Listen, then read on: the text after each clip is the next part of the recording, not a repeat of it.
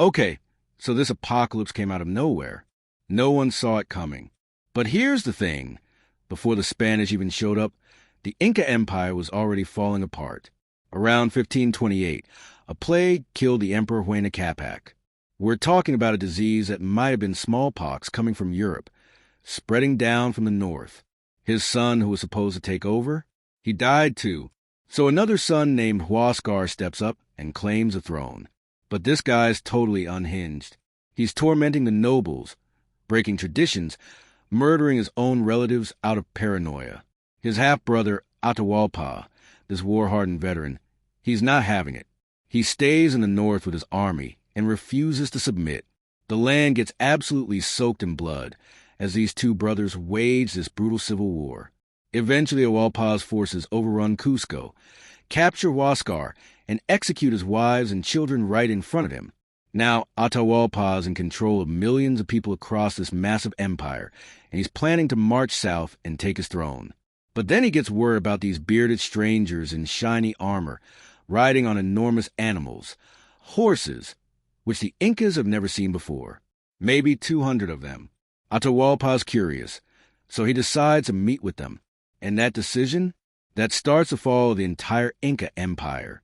So these Spanish conquistadors, led by a guy named Francisco Pizarro, who's about 54 years old, they've been scouting the South American coast on earlier voyages. They found evidence of a civilization absolutely loaded with gold. The Spanish King Charles V gave Pizarro the official blessing to invade. But here's the key thing. The Spanish don't want to trade or make friends. They want to conquer and take everything. They plunder storehouses, gather information, and communicate through an indigenous person they captured earlier. After marching crazy distances through brutal terrain, they arrive at this town called Cajamarca. The Spanish are supposed to meet Atahualpa here, but when they get there, Atahualpa's not even in the city. Instead, they see the surrounding hills just glowing with campfires from a massive Inca army camp nearby, watching them. Now, these Inca warriors are battle-tested veterans, right? They come from all over the empire. They've got shields and cloth armor that varies in quality. They attack from far away with slings and bows, and when they get close, they use spears, maces, and other weapons made of stone or bronze. When the Incas win battles, they usually spare enemy soldiers but execute the commanders and turn their skins and bones into drums, flutes, and cups. Seriously. But here's the problem for the Incas. Their weapons can't pierce Spanish steel armor, helmets, and shields. The Spanish are fighting with swept-hilt swords, polearms, crossbows, and a few arquebus guns, these early firearms. Pizarro's got only 168 fighting men, but they're seasoned soldiers. Most have spent a lot of time in the New World, and some officers are veterans from the conquest of Mexico. They know what they're doing. The ambush at Cajamarca. The next day, Atahualpa finally shows up, carried on this royal litter, surrounded by several thousand men. Suddenly the Spanish just vanish. They've been hiding. A Spanish friar walks up to Atahualpa and gives this thing called a requerimiento, basically a demand telling the Incas to submit to Spanish authority and the Christian faith. The friar's warning them that if they don't submit, the Spanish will make war on them everywhere, enslave their women and children, take their possessions, and basically destroy everything. And then he's like, all the death and destruction? That's on you. He hands Atahualpa a prayer book. Atahualpa's confused by the strange markings on the pages. He's never seen a book before. And he's also furious about Spanish theft. He just throws the book on the ground. That's all the excuse the Spanish need. From hidden positions around the plaza, the Spanish burst out with gunfire and cannon blasts. The Incas are trapped at the narrow exits and crushed against walls. These armored Spanish soldiers literally trample over them on horses. It's absolute carnage. Steel weapons are slicing off limbs and heads. After hours of fighting, the plaza is just piled with dead Inca warriors. But the Spanish managed to capture Atahualpa alive. Now he's a hostage, forced to make his people obey the invaders. The ransom. Atahualpa and Pizarro start talking. Atahualpa notices that, like the Spanish, the royal Incas claim they have divine authority. The Incas believe that Inti, the sun god, gave them this empire, and as long as the divine echoes to the heavens, rivers, and mountains, nobody could take it from them. But Atahualpa figures out what the Spanish really want: silver and gold. So he makes a proposal. He tells Pizarro that within 12 months he can fill a room 22 feet by 17 feet, halfway up the walls, so about 8 feet high, with gold. And he can fill the entire room twice over with silver. Pizarro is shocked and agrees. Soon precious metals from all over the empire start arriving in Cajamarca, heap after heap. Realizing he's in trouble on the throne, Atahualpa has his imprisoned brother Huascar assassinated. But because he's still a hostage, he's got to let the Spanish wander around and plunder his lands. The march to Cusco. So it's like the Spanish have walked into some parallel dimension. These old world guys are suddenly in the Andean cradle of civilization with people, history, and gods that are totally alien to them. They don't understand the ancient aqueducts and fountains, the gods of Tiwanaku, or the Moche pyramids. Just about 100 years before the Spanish arrived, a guy called Pachacuti, which means earth shaker, established the Inca Empire. His armies went down the mountains offering peace and wealth to people who submitted, and death to lords who resisted. They used a language called Quechua as the empire's common tongue. The Incas had this chord system called quipus for recording history, taking inventory and census data, so they could figure out taxes, military recruits, and food production. The Incas built massive stone monuments, mountain estates, temples, forts, and connecting everything was this road system that went like 25,000 miles, bridging over huge chasms, lined with relay stations and supply posts. The Spanish are just blown away. One Spanish guy writes, "In human memory, I don't think there's a road as great as this, running through deep valleys, high mountains, snow banks, and rushing water. It's clean and swept free of garbage everywhere, with lodgings, storehouses, temples, and posts along the route. Can Alexander or any powerful king claim anything similar?" A few Spanish go to Cusco and are amazed by the planned streets and architecture. They see Coricancha, the Temple of the Sun, whose walls are topped with sheets of gold. Inside are incredible treasures, including this imperial garden with life-size sculptures of llamas, birds, animals, and people, all made of silver and gold next to a field of corn and flowers. The Incas believed gold was the sacred tears of the sun.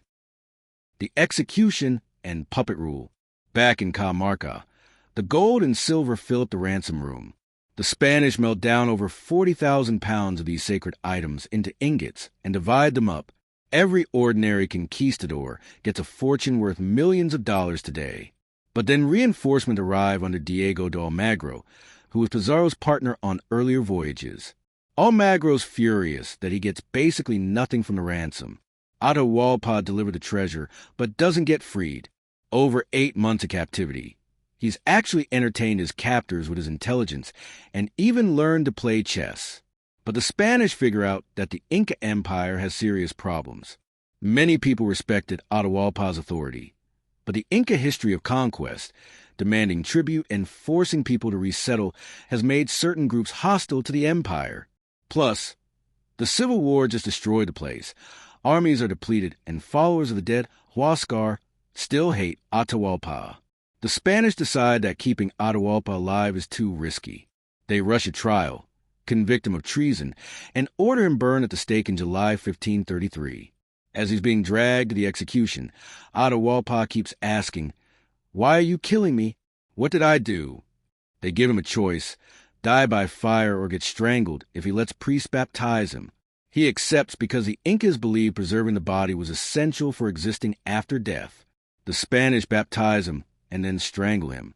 Now Pizarro needs a puppet ruler. He picks the 17-year-old named Manco, who's the son of the original Emperor Huayna Capac. Manco had recently escaped persecution from Atahualpa's soldiers. At Pizarro's side, Manco gets crowned in this month-long ceremony attended by the mummies of his ancestors. But it's obvious to everyone that the Spanish are actually in charge. Manco's rebellion. Pizarro divides Cusco's palaces and great buildings among his conquistadors, who immediately start looting all the gold and silver artifacts and melting them into ingots. They do the same thing across the empire, basically destroying all the incredible Inca artifacts that survive today. But Manco realizes he's just a hollow ruler serving foreign vandals. And when Pizarro's brothers Juan and Gonzalo start mocking him, extorting him for treasure, and violently attacking his wives and relatives, including kidnapping and raping his principal wife, Kura Oklo. Manco's had enough.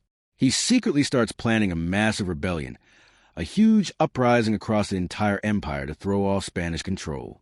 The Spanish arrest Manco on suspicion of treason, but then Hernando Pizarro, another brother, shows up with orders that Manco should be treated with full respect. Manco gets released and immediately rallies a rebel army. The siege of Cusco. Across the empire, indigenous people rise up and kill their Spanish overlords. In the hills and valleys around Cusco, an enormous Inca army assembles. Get this, about 100,000 warriors from all over the realm answer Manco's call. Meanwhile, the Spanish trapped in Cusco, only 196 men, plus a few enslaved Africans and 500 indigenous allies, hugely outnumbered. Early May 1536, the siege of Cusco begins. Warriors swarm the streets. A massive wave of stones and arrows forces the Spanish back to just a few fortified positions, where they cut down waves of attackers. Hernando makes sure that any prisoners they capture, including women, get executed or have their hands chopped off before release. The Incas can't dislodge the Spanish, so they start burning their own sacred city. Spanish cavalry charges out and slaughters hundreds of Incas, but the Incas adapt. They dig pits in the streets, plant sharpened stakes, build barricades, and flood the surrounding areas to stop cavalry charges. The Spanish need a better defensive position. They charge out and storm Sacsayhuaman, this huge fortress overlooking the city. For days, it's brutal fighting. They get beaten back, pelted with stones, until finally they scale the walls and slaughter everyone inside. The Spaniards successfully hold this position, but Juan Pizarro gets his skull fractured in the assault and dies. Cusco still surrounded, though. The escape and Shadow Kingdom. Pizarro sends reinforcements from Lima, 70 cavalry to break the siege. Manco predicted this and already stationed his best general Quiso to intercept them. Quiso's spies track the cavalry, destroy the bridge behind them, and ambush them in a narrow canyon. The trapped cavalry gets hit with rolling boulders, slings, and hand-to-hand combat. The Incas crush, club, and brutalize the invaders, taking only a few prisoners. Quiso uses similar tactics to wipe out 3 more Spanish relief forces. By September, some reinforcements finally reach Cusco, but the Incas have captured Spanish soldiers and learn that Francisco Pizarro is still alive and fighting to break the siege. This news keeps Spanish morale up. January 1537. Hernando charges toward Manco's base at Ollantaytambo to capture the rebel king, but the valley is covered with warriors. Massive volleys of stones and arrows drive the Spanish back to Cusco. The Inca momentum doesn't last, though. After a 10-month siege, many Inca troops go home to deal with farming and harvest. Earlier, General Quiso had attacked Lima, but without terrain advantages. Pizarro's men killed him and most of his army. Spanish reinforcements and the returning army of Almagro start closing in on Cusco. Manco realizes he can't win a direct fight. He gathers his family, officials, and sacred valuables, and leads a caravan through mountains, valleys, rivers, and forests. They reach a place called Vitcos, then move farther into the wilderness after Spanish attacks. Eventually, they settle at Vilcabamba, which becomes the capital of a new jungle kingdom where the exiled Inca line survives in hiding. The end of an empire. Back in Cusco, conquistadors turn on each other.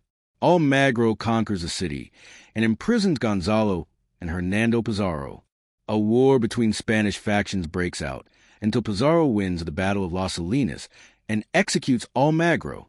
Deep in the forest, Manco refuses to give up. He builds a new kind of army, aligned with the lightly clothed Amazon peoples that the Incas used to call barbarians. They wage guerrilla warfare. Raiding parties ambush traveling Spanish soldiers and plunder whatever they can. Some Inca forces even start carrying Spanish weapons and horses they've captured. Gonzalo Pizarro leads 300 Spaniards on a brutal march through misty jungle to attack Vilcabamba. The Inca forces fight, but eventually retreat. Gonzalo sacks the capital and kidnaps Manco's beloved wife Kura Oklo again. When the Spanish try to negotiate Manco's surrender, Manco has him killed. Francisco Pizarro retaliates by having Kura Oklo stripped, tied to a stake, beaten, and shot with arrows. Even Spanish conquistadors are horrified by this torture. When Inca chiefs protest a murder of their queen, Francisco has them all publicly burned alive. Pizarro's power depends on loyalty, and divisions start forming. In 1541, an anti-Pizarro faction, aligned with a vengeful son of Almagro, ends Pizarro's life with a blade to the throat. But the Spanish crown soon takes direct control anyway, because these conquistador dynasties are too unpredictable. Some ousted Almagro supporters flee to the Neo-Inca state, where Manco's establish a government. He offers them refuge, and they teach his troops to better use captured Spanish firearms, weapons, and horses. But secretly, these Spaniards hope to get back in the crown's good graces. In 1544, they assassinate Manco. The lasting devastation. The Neo-Inca state survives under Manco's heir, but the world's changing fast. The Inca Empire's heartland becomes a frontier of the Spanish Empire. Foreign cities with Spanish architecture spread through the valleys. Indigenous people are forced to work under harsh conditions. The Inca labor tax system, which was basically 2 to 3 months of work annually with rotation, so communities weren't destroyed, and with emergency food support provided by the empire, gets co-opted by Spain. Spanish masters demand more work in much harsher conditions, leaving families destitute. Thousands of indigenous people get sent into silver mines called Potosi, basically into hell. A Spanish missionary writes, in 1545, they discover a mouth of hell where they've sent countless people, which the Spanish sacrifice to their god. These are the silver mines called Potosi. Over 10,000 native laborers are forced into those dark, suffocating mines every year. Many die. A massive town of 100,000 people grows around these mines. For the next century, nearly half the world's silver comes from Potosi. By 1572, just 4 decades after the invasion, disease, war, and hard labor have killed almost half the native population. The last Sapa Inca, Tupac Amaru, the son of Manco Inca, gets hunted down, brought to Cusco in chains, and beheaded before a crowd of wailing people. The Inca dynasty ends. But the people survive. Centuries later, villagers and their herds still walk the old Inca roads and the high peaks, speaking Quechua. Weathered walls and temples stand silent across the land, the last witnesses of the great Inca Empire. So that's the story of the Inca Empire, one of history's greatest civilizations brought down by Spanish conquest, disease, and internal conflict. But the spirit of the Inca people, that lived on, and it still does today.